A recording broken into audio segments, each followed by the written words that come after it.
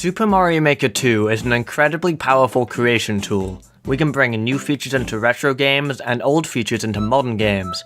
We can scribble on our screens to create functional 3D models. We can create giant contraptions to test for almost anything. And well, you get the picture. So, with all of these tools at our disposal, you'd think that people would use them to create the most horrible nightmares the mind could think of, right? Well, yeah, but for some reason, everyone also seems to remake the first level of Super Mario Bros. I have no idea why, but they do. But that got me thinking, do we have the tools to recreate the entirety of Super Mario Bros? What would we have to compromise to get the NES Classic working in widescreen free of charge? And what creative liberties can we take using the new tools in Hot Garbage Maker 2? Today, I'll be showing you my journey to recreate all 32 levels from the original Super Mario Bros. And what issues I ran into along the way. Let's get started.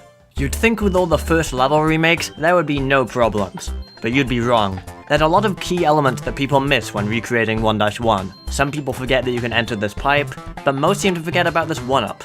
To make sure I don't miss a single key detail, I used the annotated level maps on MarioUniverse.com. The first issue I encountered was a small detail, but something I felt was important to replicate. In Super Mario Bros., enemies don't always spawn perfectly on the grid. Often, Goombas will have gaps of half a tile between them. Problem is, we can't do that in Super Mario Maker, so we have to try and stop this issue. By placing a 2x2 enemy in the floor, we can stack the Goomba and move it half a tile away from the other one. When actually playing the level, the big guy never actually spawns because he's spawn blocked by the ground tiles. This is how we get many of the enemies into the correct locations in our remake. Next, some smaller stuff. There's no exit pipe in the sub area, so I added one myself in a somewhat realistic location. There's also no stacked pipes anymore. Originally, I didn't care about the removal, but thinking about it now, it's really strange that Super Mario Bros. On the NES can stack pipes, but Super Mario Maker 2 can't. Anyway, I use hard blocks as a connector piece instead. No, the biggest issue is getting it to look right visually. Since we're working with widescreen, I had to find the right balance to get this non-widescreen area where it needs to be. I ended up just making the sub-area the smallest possible size, and then moving it to the middle, adding an extra row of blocks to keep everything tidy. And for a bit of extra flair, I added the bonus music in this section. Moving on to 1-2, there are a few more details which were hard to get right. I won't be repeating myself, but just know that stuff like the big Goomba spawn blocking is used in a lot of levels, not just this one. That being said, there was one instance where it was impossible to space the Goombas properly. See, it's possible to spawn block the big guy using the bricks, but if you were to then break the bricks and come back, you'd see Mr. Goomba chilling out and about. I also tried spawn blocking a Bowser in the ground tiles, but he's one block too short. I was considering adding a coin block so the big Goomba could never respawn, but I decided it would be better to prioritize the level's main layout over literally half a tile, so the Goombas sadly had to stay wrong. Another issue was at the end of the stage. We can't create a contraption to give us infinite one-way lifts, so I had to settle for a lift going up and down the track. This didn't really give the same effect, but it was the least messy solution. Lift generators would be a really cool update though. Maybe being able to make them come out of pipes? That would be weird but super cool. Finally, the bonus area had to be in the overworld rather than the underground, unfortunately. For 1-3, I was torn between using the main overworld theme and the sky theme. I really wanted to stop hearing the usual ground edit music for a little while, but I decided to stick with it so I could use the semi-solids. These semi-solids are inspired by the platforms in the original game, so it made the most sense to go with them. Sadly, there are a few limitations with using them. See, the original level had these platforms which were 2 blocks away from the ground. Semi-solid platforms always have to be at least 3 high, so I just had to use regular ground tiles for those locations. I could have made everything in the level 1 block higher, but I felt being able to see what's going on at the top of the level was more important than what the tiles themselves visually look like. I also had a lot of trouble getting the lift to work properly, as the reference on MarioUniverse.com wasn't the most useful in the world. Tracks just felt wrong, so I decided to go with the regular lift settings and hope for the best. Moving on to World 2, there were also a number of issues to iron out. Now, apart from having to move the spring, most of 2-1's issues were quite complex. The issue was that the original level had 2 sub-areas with different themes, but we can only add 1. To compensate, I ended up keeping the bonus room as normal, but creating the cloud bonus area underground. I created small boxes in the sky leading into these sections, then small boxes for exits dropping you back into the level. Next up was the underwater stage, and I had a few issues here as well. There was small stuff like the extra coral where it didn't belong, and this pipe having to be 2x2 instead of 2x1, and even smaller stuff like not being able to put some cheaps half a block away from each other because they don't stack. No, the real issue in the level was the swimmy boys themselves. In the original, there were 2 colors, grey and red. Grey fish moved in a straight line, and red ones also moved in a straight line, but faster.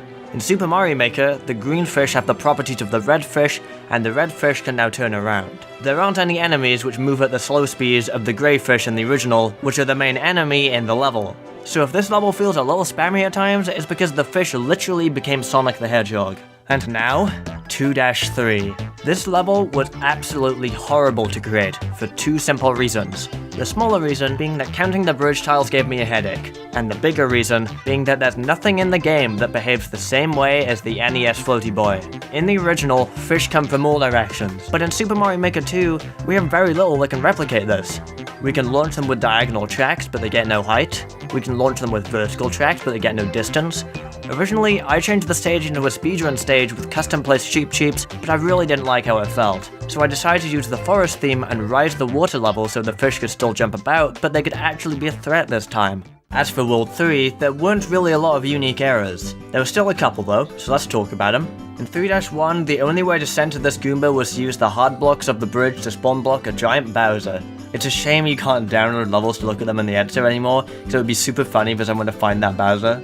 In 3-3, there's a few skill platforms that we don't have in Super Mario Maker 2. Thinking about it, I'm not sure why we don't have skill platforms. They'd work wonders now everything has its own weight for seesaws. I ended up using winged flimsy lifts instead. World 4 was also a pretty simple world for the most part, but the challenge really began at 4-4. 4-4 is a pick a path level which seamlessly loops back if you pick the wrong path. We can't just magically do that in Mario Maker. We could block off one path, but then the player would know that they've gone the wrong way. So I've decided the best way to tackle the issue was to use pipes.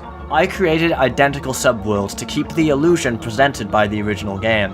Although I kind of ran out of pipes, so there is one door as well. I had to change the level's layout a fair amount to make this work, but I tried to make it look as official as possible. World 5 introduced some more issues. 5-2 contains two sub-areas, an underwater one and a cloud one. I couldn't just shove them both in an underground room for obvious reasons, so I had to get creative. I chose a vertical sub-area and set it to the forest theme. Using this, I could raise the water to exactly one screen, then scroll stop it so you can't see it during the sky portion. I also had to condense both of the areas so they would fit in two horizontal screens. It's unfortunate, but I think it works decently. The same had to be done in 6-2, only there's an additional underground sub-area. Sadly, there's no way to scroll stop it, so I added a fancy wall to the side, Mario Maker 1 style. Looking back, I regret adding slopes, as it takes away from the official look, but cut me some slack. I was doing a lot of courses. Missing enemies were once again an issue. Nintendo, why can't we place bullet bills without the blasters? We can do that with Banzai bills. So, that's what I did. 5-3 had Banzai bills now. Woohoo. Hooray. And we can't recreate the Bowser battles from World 6, 7, and 8 because Bowser doesn't throw hammers in Super Mario Maker 2. I had to stack a hammer bro on top to fix this, and honestly, I don't think it's that bad of a solution. Certainly a bit jarring though. And now for the worst level in this remake pack. I urge you to boo this horrible level. In the original, you were forced to take 3 paths in a specific order to stop the course from looping you back to the start. There are definitely not enough pipes and doors to create that many remakes of the same room to achieve this. One thing I could have done was make some fancy contraption with on and off blocks or something, but I really wanted this to feel authentic. Pick a path bullcrap. I didn't want to upload this awful hot garbage, but I couldn't just leave it from the set. But please boo it, it's awful, I don't want people to have to play this level endless. I added a checkpoint and hints on the decoration to make it bearable, I'm so sorry. And World 8. Not too bad of a world, but the first and last levels were especially annoying. 8-1 didn't fit in the horizontal limit, not even close, so I had to put half the level in the sub-area. And, there may or may not be a soft lock from the fatigue of working 5 hours straight on this remake for the 4th day in a row. Yeah, feel free to boo this one as well. Also, why can't we make blasters 1 block high? Like really, I had to add a semi-solid to keep this guy airborne. And finally, 8-4. This one was also a nightmare because of sub-areas. The original is basically pick a pipe, and guessing the wrong one takes you back to the start. I didn't have close enough pipes for this, and I couldn't do it anyway because the sub-area is underwater, so I had to get creative. I wanted the underwater sub-area to be the castle at night so we could get the correct atmosphere. With this in mind, I created some additional challenge rooms in the correct pipes revolving around getting a key to progress. This was the best way I could find to keep the challenge of the original level despite not really being the same thing. So I thought that was the end of it, but I was wrong. See, Super Mario Bros. Actually has checkpoints in almost every level. Problem is, they're invisible. So to represent these with a physical checkpoint flag was quite the challenge. I decided the best way to do this was to use a little bit of trial and error.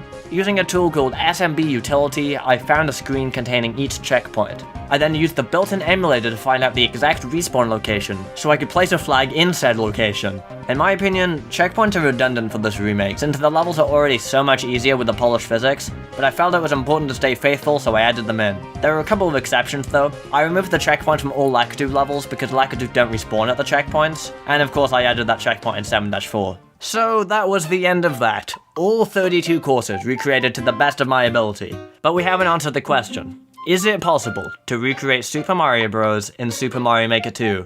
No, not really. A lot of workarounds were very understandable due to the nature of a user-generated courses game, but here's a list of some features that I think would be cool additions to the game. Stackable pipes, lifts in pipes, smaller semi-solids, smaller lifts, smaller bridges, scale platforms, bullet bills without blasters, a version of Bowser that throws hammers, 1-block high blasters. But yeah, that's gonna be it for today.